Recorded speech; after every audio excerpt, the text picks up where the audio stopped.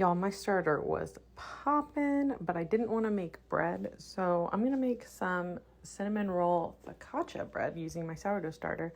I've been loving this container from Rowdy Rocket that I'm keeping my starter in. It is so easy to clean, and oh my god, look at that gluten network. I linked this down below though for you if you want to check it out. It has been a game changer for me. All right, so I'm using Lindsay's recipe for this. She's another creator here. I'm going to tag her down below, but we're going to start out with 100 grams of starter and then 375 grams of warm filtered water. There we go, and we ended up at 377, so close enough. Next, I'm just going to take my bread whisk and just mix those together so they get a little incorporated before I add some of my other ingredients.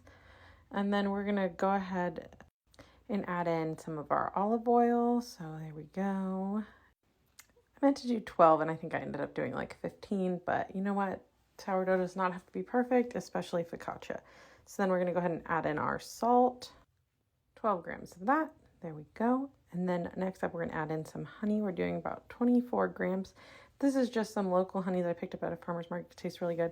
And as you can tell, I also added too much honey, but whatever. We're making a sweet bread, so it doesn't matter. And then we're going to add in our bread flour. I use the King Arthur bread flour. It's unbleached. It's great.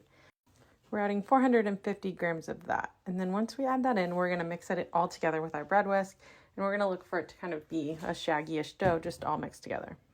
You can use a bread whisk or you can use your hands, whichever you prefer. My hands can get a little messy, especially with the stickier dough. But there's my little helper. Isn't she cute? All right, so once it's all incorporated, this is about what it should look like, a nice shaggy dough, and we're just gonna cover her up and let her rest for about an hour. Now we're gonna come back and do stretch and folds for about every 30 minutes for 4 times. Again, this is a pretty sticky dough, and I did accidentally put too much honey in it, so maybe it made it more sticky, but it'll be pretty sticky and wet. It's okay. It's all right to get your hands dirty. Let's just stretch her out. Once you're done with the stretch and folds, you'll leave it to double overnight. So come back later to check for part 2 and see how this finishes out. I cannot wait. She's going to take a nice nap. Bye.